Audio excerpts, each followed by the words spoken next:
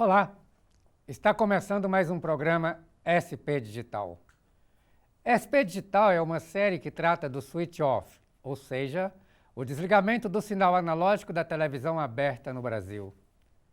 Este desligamento é a etapa final da transição do Sistema Brasileiro de Televisão Digital Terrestre, o chamado ISDB-TB. É, portanto, um momento histórico da televisão brasileira. Para falar sobre o switch off no Brasil, recebemos hoje aqui o senhor Antônio Carlos Marteleto, diretor-geral da EAD Seja Digital, uma organização criada especialmente para conduzir esse processo. Olá, Marteleto, seja bem-vindo. Boa tarde a todos, boa tarde, Almir. É um prazer estar aqui com vocês hoje nessa instituição tão importante que é a ECA. Antônio Carlos Marteleto, diretor-geral da Seja Digital, foi pesquisador no Centro de Pesquisa e Desenvolvimento em Telecomunicações da Telebrás e atuou em diversas empresas do setor como Globosat, Unicabo e Vivax. Foi diretor executivo da Embratel, onde assumiu a direção de operações de DTH e a área de solução e entrega.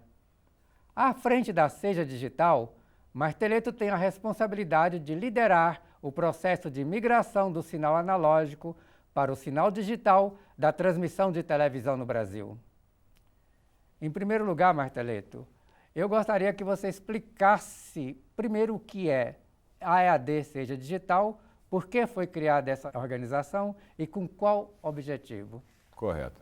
Então vamos falar de EAD primeiro, né, porque é o nosso nome formal, Entidade Administradora da Digitalização, né? É uma entidade que foi criada, prevista a ser criada através de um edital da Anatel, né? A Anatel, em 2014, fez um edital para vender uma subfaixa de frequência do nosso espectro. O espectro de frequência é um recurso escasso, né, e cada vez mais demandado, né? Todo serviço sem fio depende da utilização de uma frequência e cada vez mais tem demandas para utilizar por diversas frentes, né? Essa subfaixa ficou reservada para a expansão do serviço de internet móvel no Brasil. E o grupo de empresas que comprou essa subfaixa, em 2014, pagaram 10 bilhões de reais, né, valores da época, né, para que pudessem utilizar essa subfaixa, né? E dentro do edital tinha assim, previsto uma série de obrigações. E uma delas, de quem ganhasse o edital, e foram essas 4 empresas, né, Algar, Claro, Vivo e TIM, elas teriam a obrigação de criar uma entidade para administrar o processo de digitalização, EAD. Então, daí nasce a obrigação de criação da EAD. E, na época, as empresas pagaram, como eu citei, 10 bilhões, 6 bilhões foram para os cofres do governo e 4 bilhões deveriam ser aportados nessa entidade independente que, com esses recursos, deveria administrar o processo. Também previsto no edital, foi criado um conselho para administrar o processo. Então, a EAD é uma entidade independente, né, sem fins lucrativos, né, não governamental, mas ela está subordinada a um órgão que conduz o processo, define as diretrizes do processo, né, que é conduzido pela Anatel, né? Então, esse conselho... Esse órgão é o GIRED. É o GIRED, exatamente. Então, o GIRED é presidido pela Anatel, com a participação hoje do Ministério do Ministério da Ciência, Tecnologia, Inovações e Comunicações. Participam também como membros do GIRED as associações de radiodifusão, que são partes interessadas no processo. E, do outro lado, também tem representação das empresas que ganharam o edital, né, que são as empresas de telecomunicações. Então, esse conselho comanda, né, define as diretrizes e a EAD, apesar de ser uma entidade independente, ela segue as diretrizes definidas pelo GIRED. Marteleto, você falou switch off, você falou desligamento, eu também falei. Especificamente, o que seria esse switch off? Para a gente explicar ao público mais uma vez. Então, como a gente estava comentando, né, o espectro de frequência é um recurso escasso, né, e cada vez mais demandado, né? Hoje a gente usa para televisão, para rádio, comunicação de segurança, para a internet móvel, né, que também está numa demanda explosiva, né? Usamos para vários fins, né? Então, lá atrás, né, já prevendo a tecnologia da televisão analógica, a tecnologia, acho que se não me engano, tem 93 anos, né? É bem antigo. No Brasil tem quase 70 anos que a gente tem a televisão analógica, então é algo bastante antigo. Então, uma das ideias era substituir essa tecnologia antiga por uma tecnologia nova, tecnologia de televisão digital, né?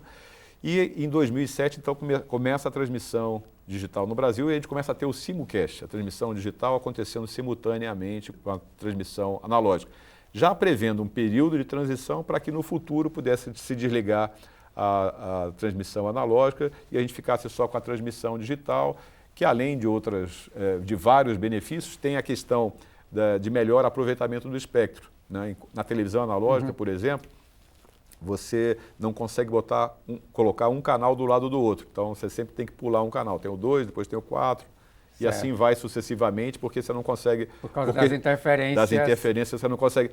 Já na transmissão digital, você pode botar vários canais, botar um canal do lado do outro. Então, você tem uma utilização desse recurso escasso de uma maneira muito mais eficiente. Então, é uma dos benefícios da transmissão digital. Tá. Então, essa previsão, né, foi feita lá atrás para que houvesse um período de transição com as duas transmissões e depois começasse a desligar os sinais analógicos e ficasse somente o sinal digital. O Brasil foi um dos primeiros países do mundo a ter transmissão de televisão, né? Isso é muito legal da gente, assim, o Brasil não ficou tanto tempo atrás da tecnologia de transmissão de televisão. E como você disse, desde 2007, né, em 2 de dezembro de 2007, a gente começa a transmissão digital aqui no Brasil. E você disse que os canais precisavam ser melhores utilizados. Uma das funções da EAD, que a gente sabe, é liberar uma faixa, a chamada faixa de 700 MHz, para que ela seja utilizada pela telefonia, pelo LTE e 4G. O que isso significa e por que tem que ser isso? Na verdade, quer dizer, essa questão da faixa de 700 MHz faz parte de um acordo mundial, né? Então, existe o órgão da ONU que faz a gestão do espectro, tentando compatibilizar, harmonizar o espectro no mundo, né, para que a gente pudesse usar, por exemplo, dispositivos móveis iguais em todos os locais, né? Então, a União Internacional de Telecomunicações, que é uma agência da ONU, né, definiu que essa faixa de espectro de frequência seria utilizada para a expansão da internet móvel no mundo. E o Brasil é signatário desse acordo. Então, o Brasil nada mais fez em 2014 de que começar esse processo de liberação da faixa de 700 MHz para a expansão da banda larga, né, que é uma demanda cada vez maior, né? E a televisão, ela vai se dando através do broadcast, vai estar crescendo muito através da internet também, então ela vai continuar sempre existindo em diversas maneiras, né? Isso é importante frisar, que você colocou, e quando você falou dos canais, do porquê liberar um canal e pular de um canal para outro, no caso da analógica, isso não é cada país que define, né? É a União Internacional de Telecomunicações que define isso. Exatamente. Os países signatários da União Internacional de Telecomunicações têm que seguir algumas padronizações que são feitas lá. Então, não é o Brasil que está tomando essa decisão de usar a faixa de 700 MHz. Exatamente. E até é importante você fazer essa colocação, porque esse processo de desligamento da televisão analógica, nós estamos até um pouco atrasados aqui no Brasil, porque ele já aconteceu aí mais de 60 países, se não me engano, 68 países já concluíram esse processo até agora, né? Nós estamos aqui em 2017, 68 países já concluíram, já liberaram essa faixa e já estão utilizando para a expansão da internet móvel. E nós agora estamos fazendo esse processo exatamente para chegar lá também e ampliar a nossa capacidade de internet, que todo mundo hoje assim como a televisão digital, ela é um ponto importante para a inclusão da população no mundo digital, também a banda larga móvel também é um elemento importante para a inclusão da população no mundo digital. Tá. E por que essa faixa... Desculpe, pode. Não, por favor. E por que essa faixa de 600 MHz ela é melhor para isso? Hoje o LTE, o 4G, né, ele é utilizado numa faixa, existem várias faixas, mas principalmente na faixa de 2,6 GHz, que é uma frequência muito mais alta, né? E quanto mais alta a frequência, mais repetidores eu tenho que colocar, porque o sinal se propaga menos, numa frequência mais alta, né? Então, essa faixa de 700 MHz, você consegue ter um alcance numa torre de, sei lá, 5, 6 vezes maior do que com uma torre em 2,6 GHz. Então, o alcance é menor. Então, é muito importante porque você gera uma economia. Hoje em dia, nas cidades, a gente tem muita dificuldade, por exemplo, de instalar torres, né? E instalando menos torres e dando uma cobertura boa, é muito importante para atender bem a população. Outro benefício também é que esse sinal de 700 MHz, nessa faixa de frequência de 700 MHz, penetra melhor dentro das construções, ou melhor cobertura indoor, como o pessoal fala. Então, podemos dizer, de maneira mais geral, né, melhoria da cobertura indoor, melhoria do alcance. Então, não só para as áreas urbanas, mas também para as áreas rurais ou periféricas da cidade, ter um serviço melhor, um melhor atendimento de serviço de banda larga móvel. Existe toda uma preocupação e tem um trabalho grande de engenharia que é feito para garantir que não haja interferência desse novo serviço de LTE 700 MHz com o serviço de televisão que vai estar na faixa de frequência abaixo de 700 MHz. Que agora, vamos dizer, na borda dos 700 MHz, né, para cima, um novo serviço, e haveria a possibilidade de haver uma interferência, mas tem tantos cuidados técnicos que foram tomados que essa interferência é praticamente nula a possibilidade de acontecer essa interferência. Isso significa que a gente terá qualidade tanto para a televisão digital quanto para o LTE. Mas agora a gente vai ter que dar uma paradinha, nós vamos ter um pequeno intervalo. E neste intervalo agora a gente vai assistir um vídeo produzido pelo nosso convênio, Seja Digital USP, e é um vídeo sobre uma das campanhas de mobilização social da Seja Digital. Vamos ver.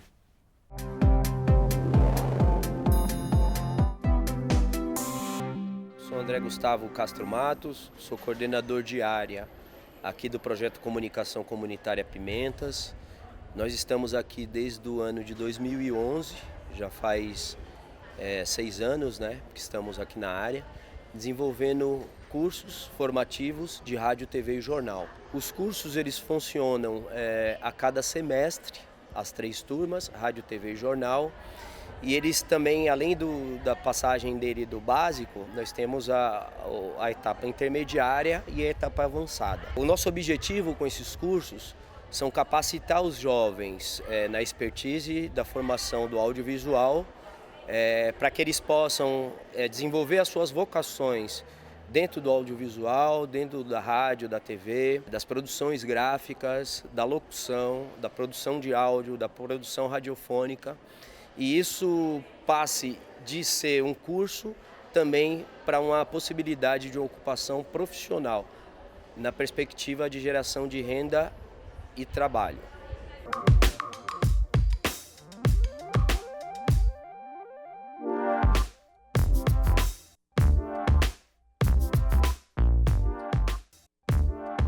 Aqui o que nós fazemos também é criar uma situação de um diálogo entre a população e o poder público. Então as nossas mídias, além de ilustrarem a nossa produção criativa, também nós temos a função de informar para as pessoas da região onde está sendo feito o processo de urbanização, como estão acontecendo as obras, horários de reunião, intervenções de ruas, onde terão sendo feitas as obras, as remoções, as mudanças das pessoas, né, que são removidas de uma área vulnerável para uma outra área onde ela tem o seu endereço, o seu CEP, né, uma condição melhor de qualidade de vida e elevação de cidadania. Quando a Seja Digital procurou a ação educativa, nós oferecemos uma proposta de mobilização que também tivesse a ver com o histórico de atuação dessa organização que tem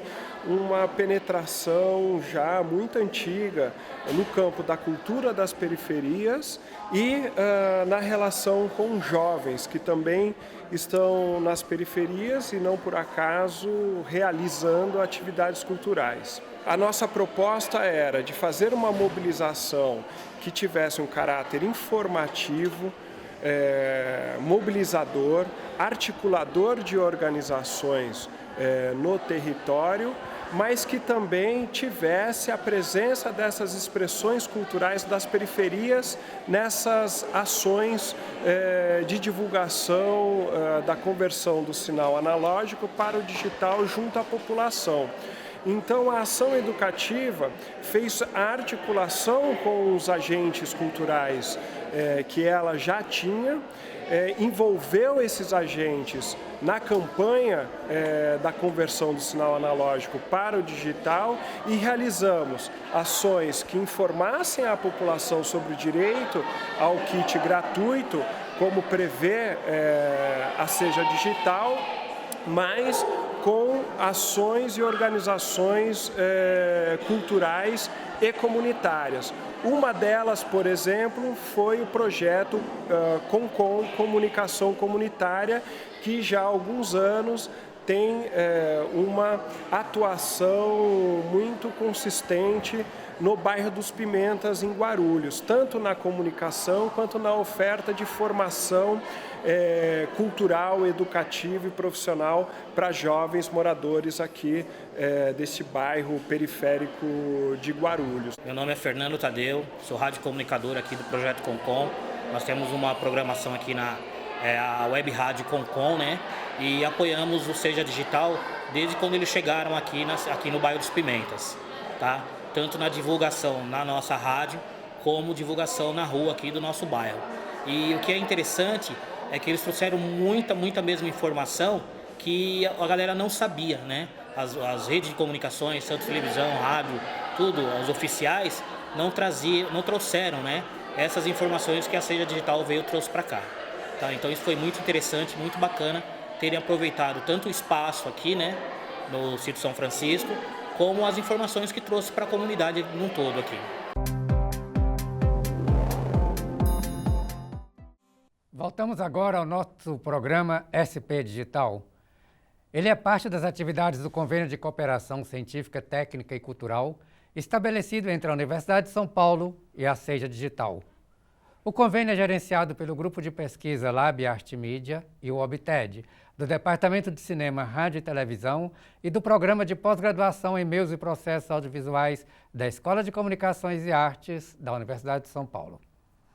Marteleto, antes de falarmos detalhadamente do Switch Off, eu gostaria de ouvir sua opinião a respeito de alguns dados que eu vou ler aqui, sobre o nosso modelo brasileiro de radiodifusão. Por exemplo, de acordo com a pesquisa realizada pelo PNAD, Pesquisa Nacional por Amostragem de Domicílios, divulgada pelo IBGE em 2014, 65,1 milhões de domicílios do país possuíam TV, o que correspondia a 97,1% do total de domicílios brasileiros, sendo que mais de 44% dos domicílios com TV ainda contavam com aparelho de tubo, ou seja, totalmente analógico. O que esses dados significam? Acho que a primeira coisa importante, né, e nós aprendemos isso ao longo do processo também, não só com números, mas vivenciando também, é a importância da televisão na vida das pessoas, né? Existe uma parcela grande da população que tende a pensar, né, que a tecnologia, a televisão está sendo substituída por outras mídias, não sei o quê, mas a gente, na prática, vivenciou e vivencia que a televisão é muito importante na vida de todos os brasileiros. Né? Então, 97%, 98% da população tem pelo menos uma televisão, né? A média é mais alta do que isso, mostra bem a importância da televisão na vida das pessoas. Então, acho que esse é o primeiro dado importante, né? E a gente pôde vivenciar bem isso. Praticamente é um dos países do mundo onde tem a maior penetração de televisão. Isso é legal da gente ver isso enquanto modelo, né? Que nos diferencia de sistema, mas o modelo de televisão, a nossa população assiste televisão, a maioria pela TV aberta, né? Portanto, a televisão digital terrestre se torna importante para atingir essa população da TV aberta. Mas mesmo o público que assiste televisão fechada, os serviços por assinatura, também a audiência dos canais, vamos chamar os canais abertos, também é muito alta. Então, independente do meio, né, a população assiste muito os canais de televisão, de produção de televisão aberta. Então, eles pagam pelo sistema de TV por assinatura para assistir um canal de televisão aberta. Isso, que fica menos sujeito, eventualmente, independente da questão de onde mora e etc. Então, essa é uma questão. E o outro ponto que você colocou com relação à quantidade de televisões de tubo, né, também é um dado bastante importante, né, porque a gente às vezes pensa, não, hoje em dia todo mundo tem televisão de tela fina em casa, que quase todas as televisões de tela fina já são digitais, né, mas a realidade, existem vários Brasis, né, então essa é a realidade e você vai vendo, dependendo da região, tem regiões aqui do Brasil, por exemplo, no Nordeste, nessa pesquisa do IBGE de 2014 e 2015 também, indicava que em algumas capitais do Nordeste, 2/3 dos domicílios tinham televisão de tubo, né? Então é um dado assim, às vezes surpreendente para a gente, né? De a quantidade de pessoas que têm televisão de tubo. Essa televisão de tubo aqui é uma televisão sofisticada, porque o que a gente vê mais por aí são televisões de tubo de 14 polegadas, sei lá, de 20 polegadas, 21 polegadas, já são um pouquinho maiores, mas muita televisão pequena, né? E dentro daqueles 44% que a pesquisa indicava, a grande maioria é televisão pequena, né? Quer dizer, além das questões todas inerentes da televisão, da transmissão analógica, né, de chuvisco, chiado, fantasma, né, ruído, né, isso tudo numa televisão pequena. Quer dizer, você fica...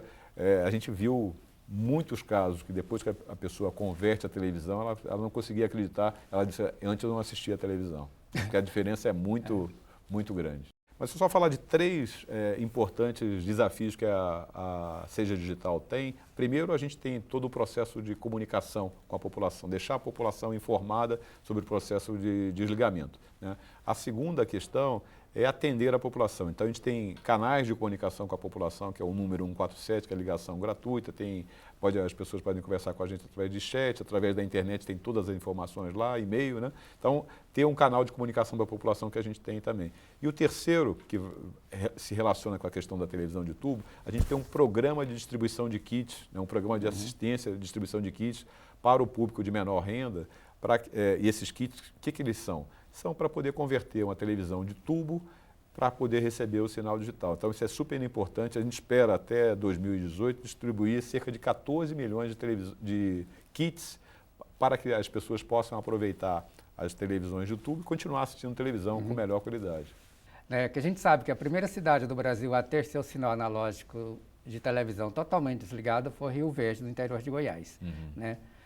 O senhor poderia, então, aproveitando o gancho, relatar o que foi feito lá no processo de switch-off, o que a Seja Digital desenvolveu em Rio Verde, e depois mais na frente, a gente fala de um pouco de Brasília e São Paulo, mas já colocando o que foi começado em Rio Verde. Tá legal.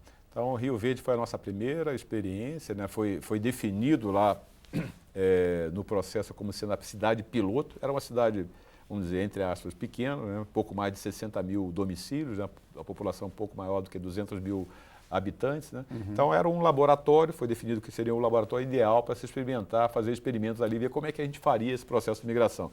Existia a transmissão digital, existia a transmissão analógica, e a gente tinha que fazer lá as atividades que fossem necessárias dentro daquela de informar a população, atender a população e distribuir os kits para que a população pudesse se converter. Tem uma regra importante nesse processo, que é uma preocupação de todos e do GIRED em especial, de garantir uma transição suave.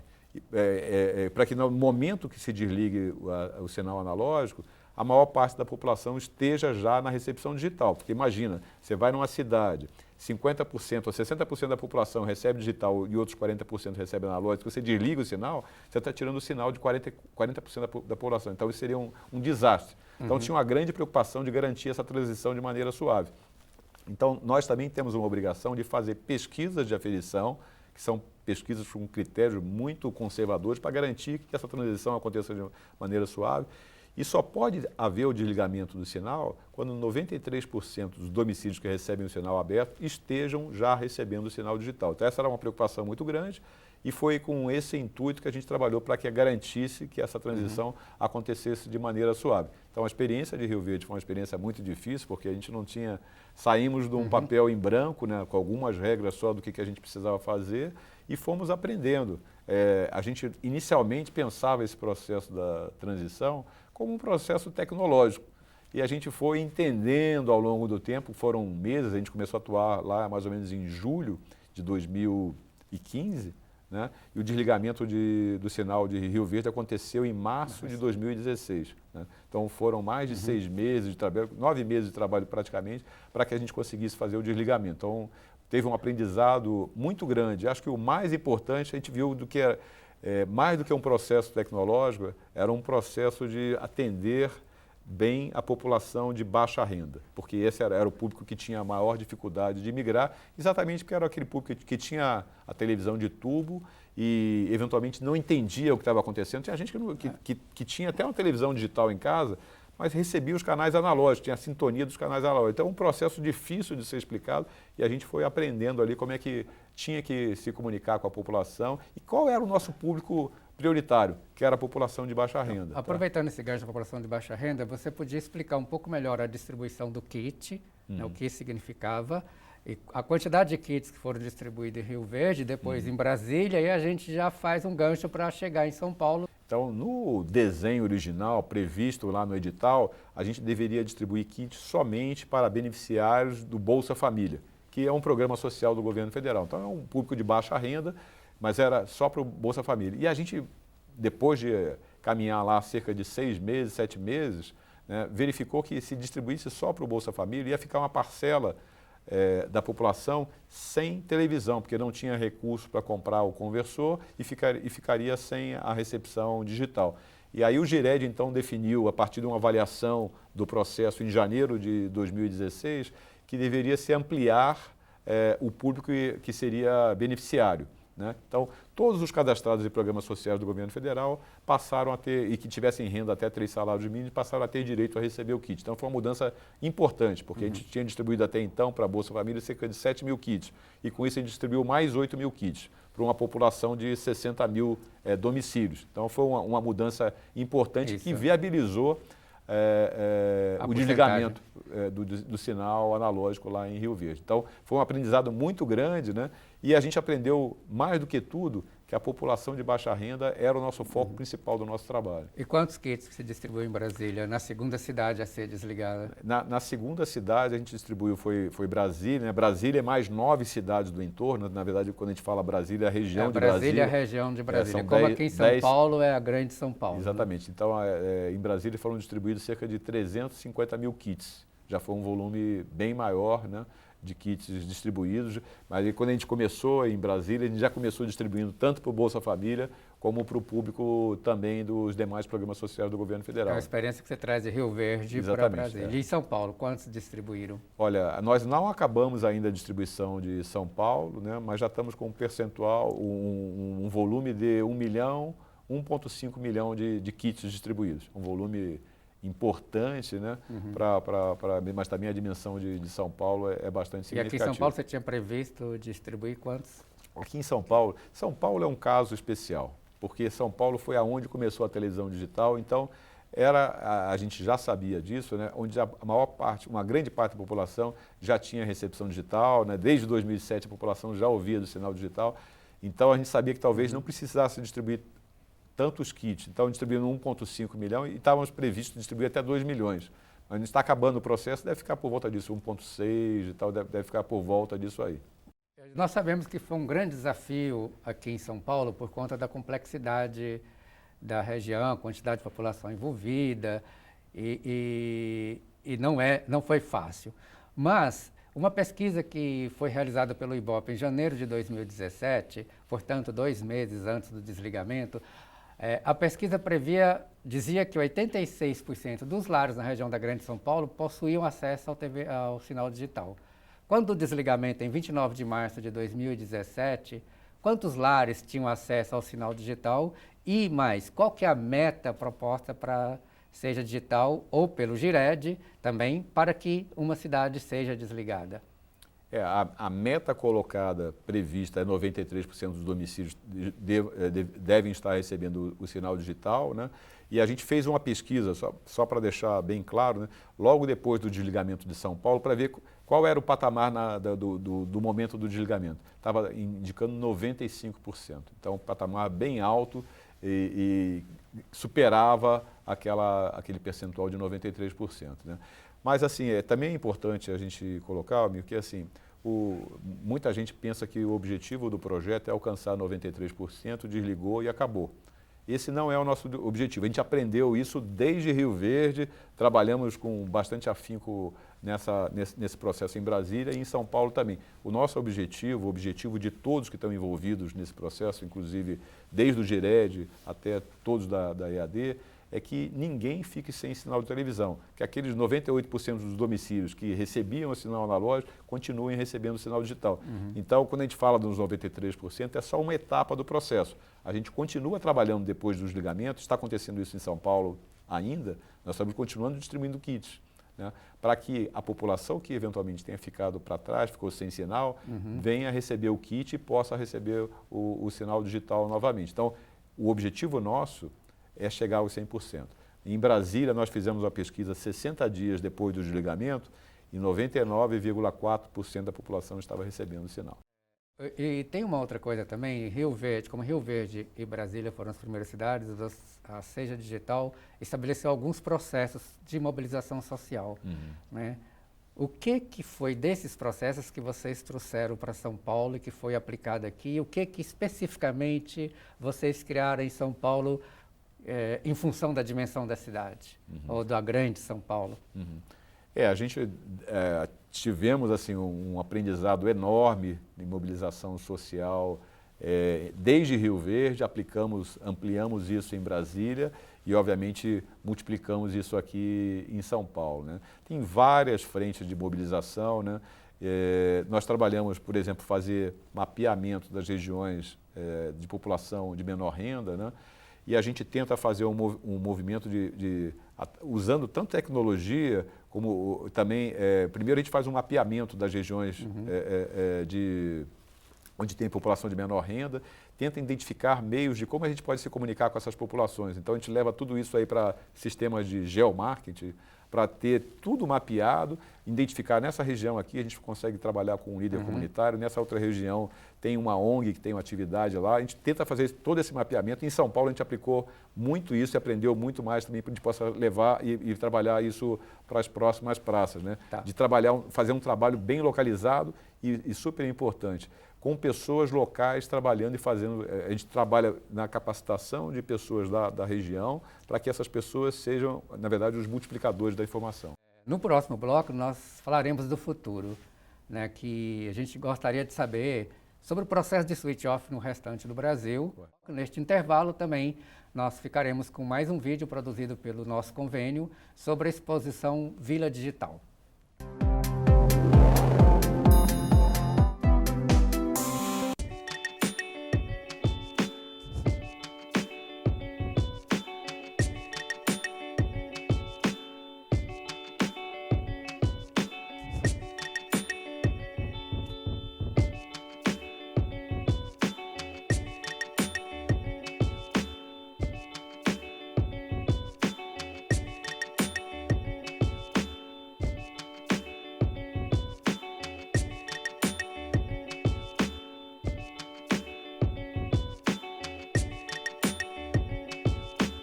Bom, a Vila Digital é uma exposição que traz um pouquinho da história da televisão no Brasil, desde a chegada da TV nos anos 50, né, trazida pelo Assis Chateaubriand, que foi o responsável por trazer os primeiros televisores aqui para São Paulo.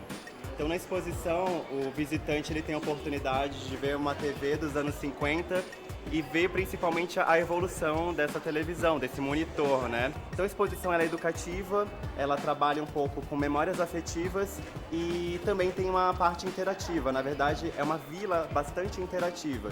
Então o visitante ele pode visitar uma casa 3D, né, com óculos digital. Ele tem a oportunidade também de virar um artista de TV aparecendo no estúdio aqui pra gente ao vivo. Quem gosta de cantar, quer mostrar um pouco do talento, pode participar do programa de calouros, né, cantando pra gente aqui no palco. A gente tem também uma tela interativa que o visitante pode passear por cada década, descobrir curiosidades da televisão. É uma exposição bem diferente de exposições tradicionais, né? Porque o visitante ele acaba se tornando protagonista, né? Porque ele mesmo vira estrela aqui na Vila Digital. O Espaço Cultural dos Correios funciona de terça a domingo, de 11 às 5 da tarde. Então a gente sempre tem alguma exposição acontecendo por aqui, né? e o melhor de tudo, é gratuito. Então, quem estiver em casa, que não conhece o espaço dos Correios, está todo mundo convidado.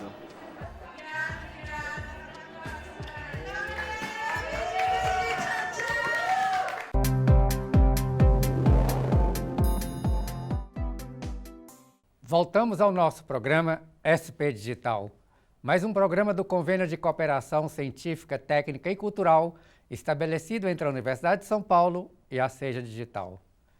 Marteleto, quais são os próximos passos da Seja Digital? Agora tivemos o enorme desafio que foi São Paulo, né, que foi muito bem sucedido, foi um processo bastante tranquilo, né, estamos finalizando ele agora, né, com a distribuição final de kits.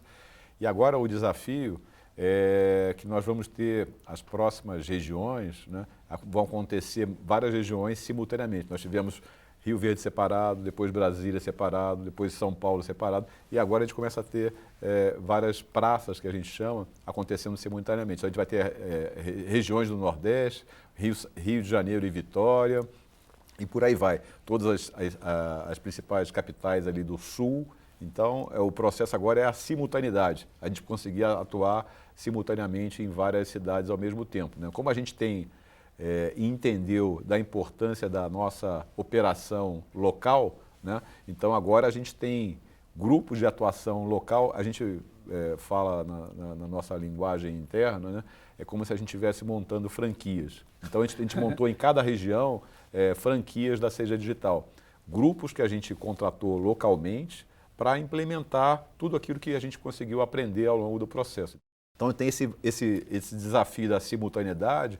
E o outro desafio também é de usar a linguagem local, né? Então a gente tem vamos dizer, um material de comunicação mais ou menos geral e agora a gente está tentando localizar ele, porque o público de Salvador, eventualmente, é um pouco diferente do público de Fortaleza, um pouco diferente do público de Janeiro, um pouco diferente. Então a gente está pegando todo o nosso processo de comunicação e estamos trabalhando para transformá-lo também numa linguagem mais local. E também, nós não tivemos tempo de falar, mas na mobilização a gente vai atacar muito mais, entre aspas, o público mais novo, as crianças. A gente fez um grande trabalho aqui em São Paulo nas escolas, né? E também em todas as demais praças a gente vai ampliar esse trabalho nas escolas, porque as crianças, elas são multiplicadores super importantes. Hoje em dia, a facilidade que as crianças têm com tecnologia é enorme. Então, qualquer coisa que está acontecendo em casa, os mais velhos, né? A vovó, mesmo os pais, acionam as crianças para resolver os problemas. Então a gente descobriu que quanto mais a gente tiver as crianças envolvidas nesse processo, mais facilidade a gente vai ter de explicar esse processo que, de certa maneira, ele é complexo, né?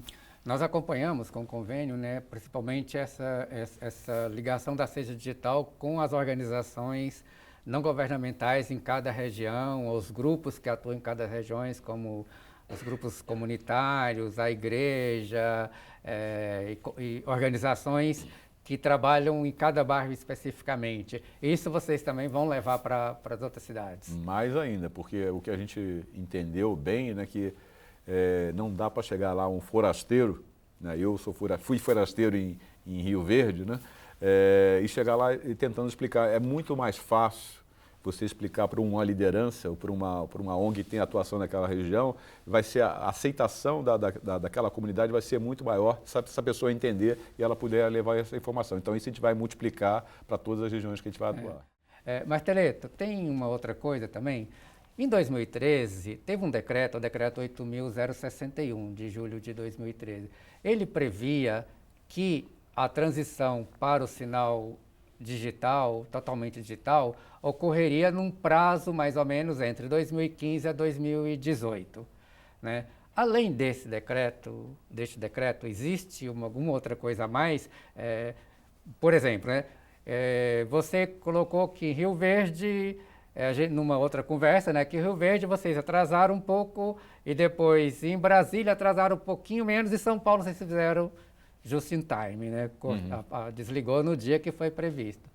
O decreto prevê 2018. Há alguma coisa além do decreto, alguma outra política colocada que prevê algo além disso?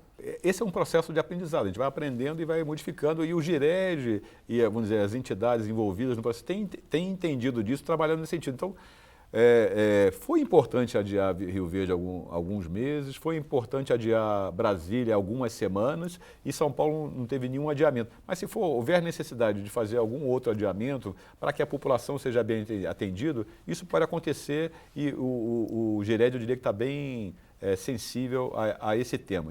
Uma outra mudança que aconteceu na mesma época, janeiro de 2016, foi de definir os principais centros deveriam desligar até o final de 2018 e as regiões mais de interior deveriam desligar voluntariamente até 2023. Então é isso que está valendo. Por que foi feita essa decisão? Por uma simples razão. Nos grandes centros é onde existe o maior congestionamento, vamos dizer assim, do espectro.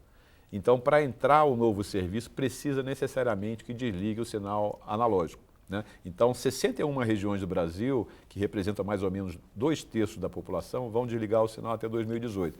E o restante, 1/3, vai desligar até 2023. Mas isso significa que nessas regiões que vão desligar depois de 2018, a gente não vai ter uma internet de melhor qualidade? Não, porque essas regiões o espectro não está congestionado. Então, ele vai poder ser utilizado antes para a expansão da internet móvel também. Quer dizer, a população vai ser beneficiada antes pela internet móvel nessas regiões, mas o desligamento do sinal analógico nas regiões mais do interior vão acontecer naturalmente até 2023. E assim, não está escrito, eu falei um monte de coisa que está escrito no edital, né? Não está escrito no edital, mas o que a gente aprendeu mais nesse processo, né, e a gente construiu o nosso propósito, né, o propósito da CES Digital, que é não deixar ninguém para trás. O que inspirou a gente, o que inspira a gente para as próximas praças que a gente vai trabalhar, é exatamente isso, não deixar ninguém para trás, é para isso que a gente está trabalhando. Lembrando, né, como você bem disse, a televisão é um direito da população, principalmente a televisão aberta, gratuita, com a forma que o modelo de TV é existente no país.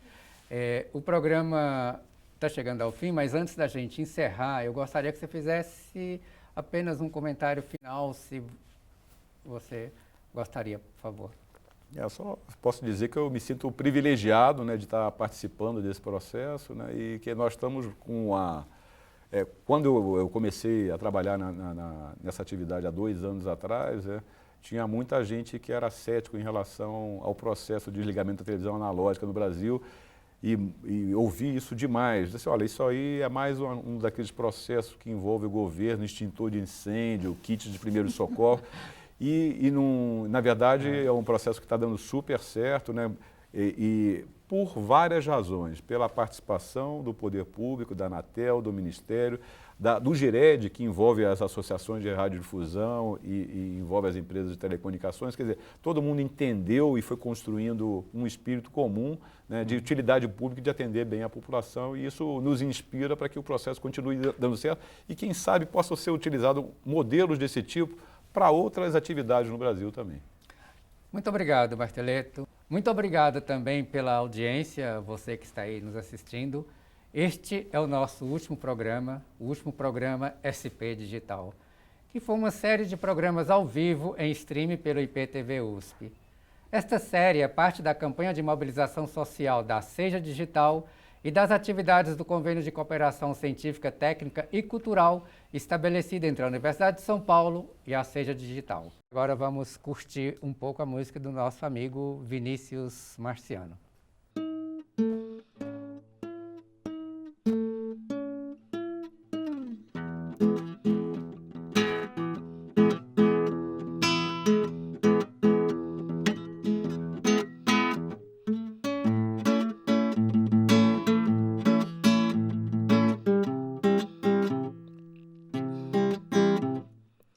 Nem todo Zé que é mané, nem toda marcha vai de ré. Os gritos vêm, catracacá, e será que é novo amanhã? Amor de mãe igual de pai, não foi só Eva com a maçã. Aleluia, saravá, shalom, Hare Krishna lá. Não tem pré-sol, não tem pré-sal, meu ano todo é carnaval. Ideologias marciais, não deixa a breja esquentar. Poema bom nunca se faz, o amor não tem o amor só. Olha o céu, olha o mar, olha o espaço a se esgotar.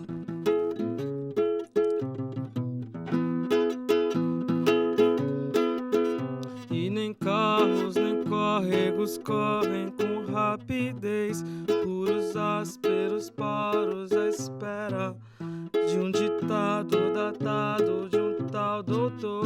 A maré de Maria é o maior amor.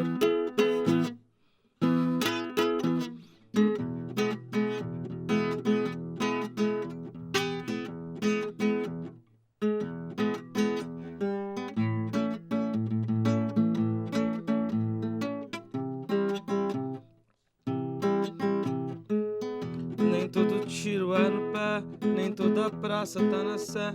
Inflação vem, a bolsa cai, queria mesmo acreditar. Notícia quente na TV, novo craque de futebol. Tá na oferta, promoção, venha já que é sensação. Não tem heróis, não tem ramal, Corinthians vai ganhar a final. Dramaturgias marginais, vidraça boa pra quebrar. A breja já se esquentou, o céu já tá pra se apagar. Bala aqui, bomba lá, padaria nuclear.